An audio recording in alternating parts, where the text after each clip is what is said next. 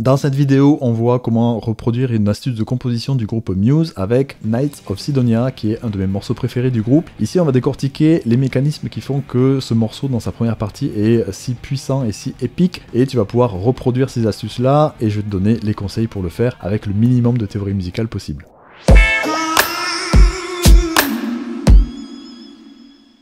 Alors déjà, la première fois que j'ai abordé ce morceau, moi c'est un morceau qui est long, qui dure 6 minutes, qui est un peu particulier, il y a de l'instrumental, il y a des voix, et au départ, bien, je comprenais pas moi la première partie, puisque ça me semblait comme étant une espèce de bouillie de notes et d'accords comme ça, que j'avais du mal à reproduire à la guitare, que j'avais du mal à retenir aussi, parce que ça n'avait pas de sens en fait. Et puis en analysant un petit peu plus le morceau, j'ai compris qu'il y avait un schéma qui se répétait, et j'ai compris là tout le génie de Mathieu Bellamy, qui l'a fait se succéder des suites d'accords que j'appelais le suite d'accords type A, ensuite type B, il a placé ensuite des mélodies par-dessus, et ensuite, la particularité, c'est qu'il a changé de tonalité entre tout ça. Il part avec une tonalité 1, ici, et puis après, il va switcher ici pour passer en tonalité 2, tonalité 3, et il va revenir en tonalité 1. Et tu vas voir, on va analyser le morceau plus tard en entier, et tu vas voir que ça coule de source, que vraiment, le changement de tonalité se font de manière hyper naturelle, et tu t'en rends même pas compte. Et c'est ça tout le génie de Mathieu Bellamy sur ce morceau. Donc ça va servir à relancer l'intérêt à chaque fois, tu vois, à insister avec une même mélodie mais qui est reprise avec une tonalité différente, avec une couleur différente, et ça va donner un côté comme ça de gain en puissance, un côté épique, tu vois, au morceau. Donc ici on va voir, il y a 3 points clés à respecter pour arriver à faire pareil et t'inspirer de ça pour tes compositions à toi.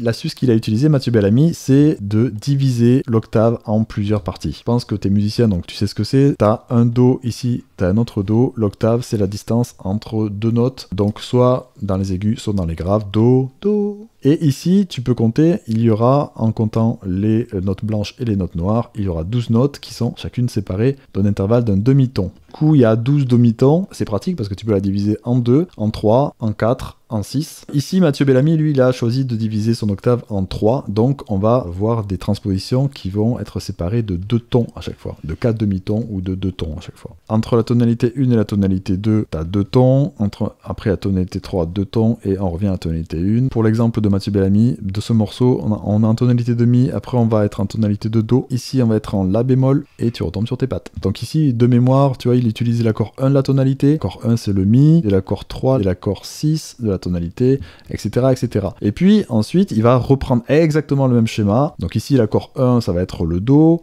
l'accord 3, ça va être Do, Ré, Mi, ça va être le Mi, etc., etc. Et il va refaire ça partout, ici et ici. Et en fait, il va s'arranger pour que sa suite d'accords là, elle soit construite de telle manière qu'elle l'amène progressivement à changer de tonalité et aller à la tonalité qui est 2 tons en dessous. Et puisque on est sur une division de l'octave, eh bien, tu vas descendre de 2 tons, et hop, encore, tu vas retomber sur la tonalité d'origine, et tu peux vraiment faire ça à l'infini, à l'infini, à l'infini. Donc lui, il a choisi de s'arrêter une fois qu'il était revenu à sa tonalité d'origine, mais toi, vraiment, tu pourrais imaginer un morceau où tu changes constamment de tonalité, comme ça, à l'infini. Alors ensuite, deuxième point crucial pour faire cette technique-là, ça va être d'utiliser les accords pivots. Tu pars d'une tonalité 1 ici, tu veux aller vers la tonalité 2, il va falloir que tu vois les accords qu'ils ont en commun, les notes qu'ils ont en commun pour utiliser les accords pivots. Ça va te permettre de mettre un pied déjà dans la prochaine tonalité. Et puis, ça va te permettre de faire une modulation, un changement de tonalité qui va être beaucoup plus subtil. Au lieu de changer tout d'un coup de tonalité et de surprendre l'auditeur, là, on va vraiment y aller petit pas par petit pas et on va transitionner de l'un à l'autre de manière fluide. Donc pour trouver l'accord pivot ou les accords pivots, il va falloir trouver les notes qui sont communes entre les deux tonalités. Donc ici par exemple, on veut faire succéder Mi mineur avec Do mineur, et si tu relèves les notes, eh bien il y a le Mi, le Fa dièse, etc., etc. Et ici, il y a toutes ces notes-là. Donc là, tu regardes, tu fais note par note, tu fais est-ce que le Mi, il y est dans Do mineur? Eh bien non, parce que c'est le Mi bémol, donc c'est pas la même note. Le Fa, est-ce qu'il y est? Le Fa dièse, est-ce qu'il y est? Non, parce qu'ici c'est Fa, c'est toujours pas la même note. Ici le Sol, oui, il y est. Donc en bleu, voilà, je t'ai mis celle qui était. Donc ici, on a 4 notes qui vont être les fondamentales des accords, qui vont nous permettre de créer cette transition en douceur entre la première tonalité et la deuxième tonalité. Je vais te les jouer les accords juste pour que tu entendes. Donc au départ, on est en tonalité de Mi mineur, et puis on va jouer Si, Do, Ré dièse, Sol, et de suite, tu vois, on va pouvoir transitionner. Là on est en Do mineur. Si je t'ai passé de là à là directement, on sent qu'il y a un truc qui va pas, c'est trop exotique, tu vois. Mais par contre, si on utilise ces accords pivots, on sent qu'on transitionne beaucoup plus en douceur et on se rend même pas compte qu'on est passé dans une autre tonalité.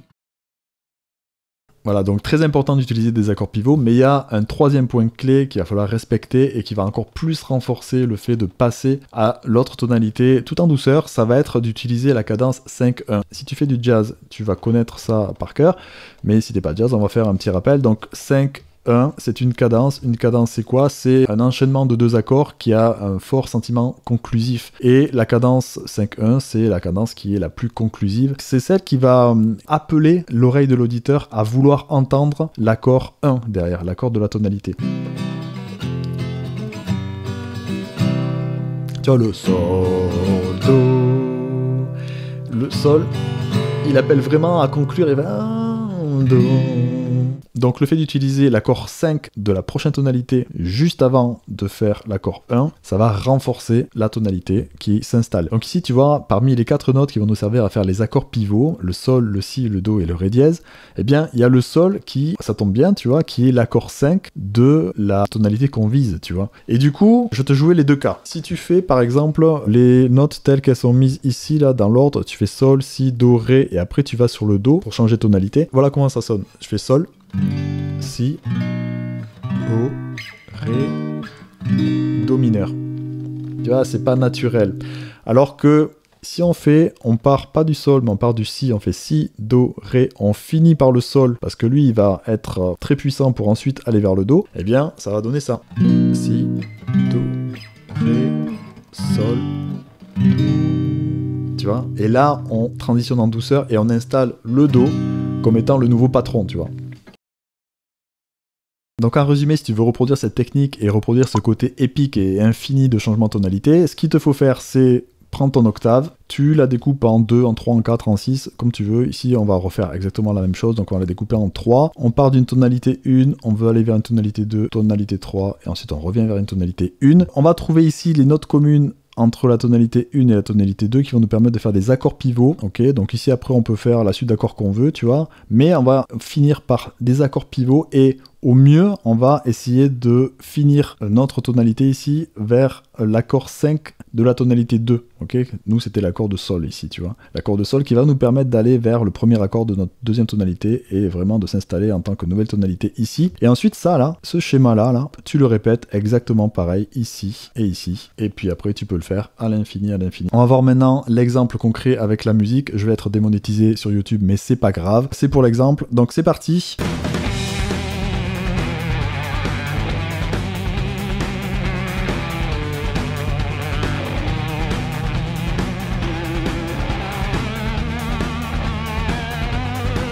On change de tonalité.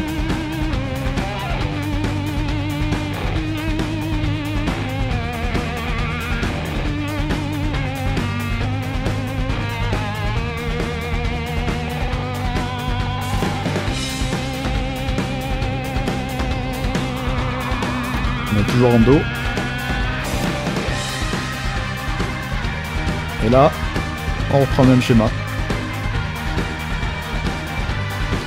On fait les accords pivots.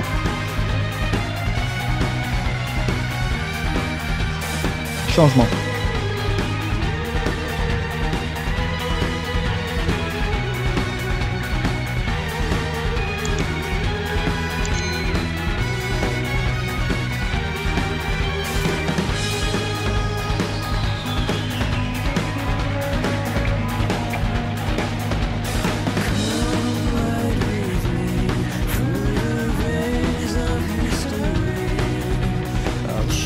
Accord pivot.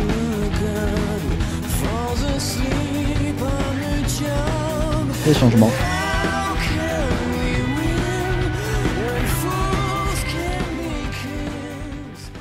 Voilà, donc dis-moi en commentaire si tu connaissais cette astuce de composition et si jamais tu vas l'appliquer toi sur tes prochains morceaux. Si tu veux aller plus loin, tu peux aller sur mon site internet, il y a des formations sur la composition beaucoup plus poussées. Et sinon, si tu veux une astuce pour produire tes premiers morceaux assez facilement, eh bien tu peux aller voir cette vidéo. Salut!